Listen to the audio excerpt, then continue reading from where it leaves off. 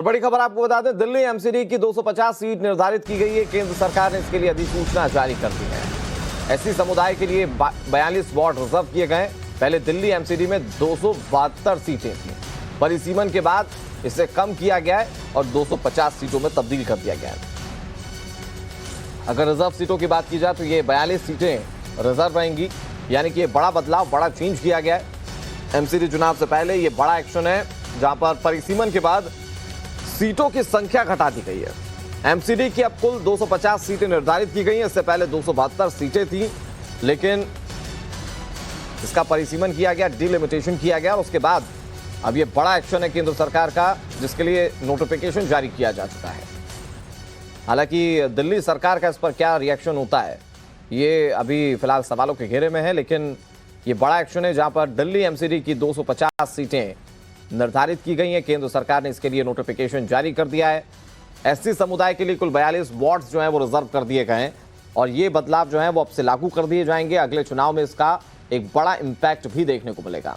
जो सीटें डिसॉल्व की गई हैं वो किन वार्ड्स में जाती हैं, और पॉलिटिकल तौर पर अगर देखें, क्योंकि एमसीडी का इलेक्शन बड़ा इलेक्शन होता है दिल्ली के लिहाज से, वहां पर राजनीतिक पार्टियां अपना दमखम लगाती हैं, तो पॉलिटिकल इक्वेशंस कैसे बदलती हैं, वो राजनीतिक समीकरण कैसे बदलते हैं, खासतौर पर उन पार्षदों के लिए जो वहां पर अभी मौजूद हैं, ये बड़ा सवाल है। लेकिन ये एक बड़ा एक्शन है जहां पर 272 से घटाकर 250 सीटें केंद्र सरकार की ओर से दिल्ली एमसीडी में निर्धारित कर दी गई हैं। केंद्र सरकार ने इसके लिए बाकायदा अधिसूचना यानी कि नोटिफिकेशन भी जारी कर दिया है।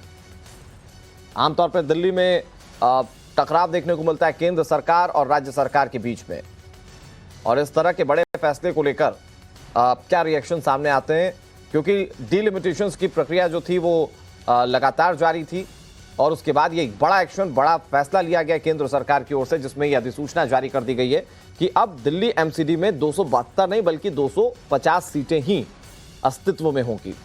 अब चुनाव की पूरी प्रक्रिया इसमें कैसे संपन्न करवाई जाती है, कौन कौन सी सीट्स हैं जिसको डिसॉल्व किया गया है, ये तमाम अभी सवाल है। लेकिन ये आप दिल्ली राजपत्र को वो देख रहे हैं, दिल्ली गजट, जिसमें कि इस बात को नोटिफाई किया गया है कि अब दिल्ली में एमसीडी की 250 सीटें होंगी, ना कि 272।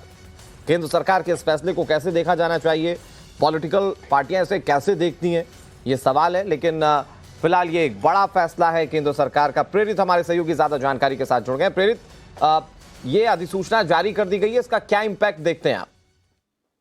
अब बिल्कुल देखिए कि जिस तरीके से एमसीडी का चुनाव होना था और उसके बाद से फिर एमसीडी का एकीकरण का बिल लाया गया और एमसीडी को पूरे तरीके से एकीकृत कर दिया गया, उसके बाद देखिए कि लोगों में ये था कि नए जो स्वरूप होगा एमसीडी का वो किस तरह का होगा, और जब तीनों एमसीडी को मिला करके जब एक एमसीडी बनाया जाएगा दिल्ली का, तो उसके बाद क्या कुछ होगा, क्योंकि लोगों को काफी ज्यादा उम्मीदें थी। तो जिस तरीके से अधिसूचना जारी हुई है, ऐसा यह माना जा रहा है कि लोगों में एक कहीं ना कहीं इस बात को लेकर के जो उत्सुकता थी कि जब नई एमसीडी जब बनेगी और जब उसका कार्य प्रणाली जो होगा वो किस तरह का होगा, तो इसको लेकर के भी लोगों में एक उत्सुकता है। लेकिन देखिए ये बात बहुत अहम है कि जिस तरीके से एमसीडी का चुनाव होना था अप्रैल के महीने में, लेकिन अब महीना जो आ चुका है सितंबर का, और अब जो लोगों को यह लग रहा था कि जल्द से एमसीडी का चुनाव हो, क्योंकि एमसीडी को लेकर के भी बहुत ज्यादा राजनीति हुई है। और जिस तरीके से पिछले दिनों एलजी ने भी चिट्ठी लिखा था मुख्यमंत्री को कि एमसीडी के पैसे। जी ठीक है प्रेरित, बहुत शुक्रिया आपका हमारे साथ जुड़ने के लिए और तमाम जानकारी के लिए। अभी इस पे पॉलिटिकल रिएक्शंस भी आना बाकी, जैसा कि प्रेरित ने बताया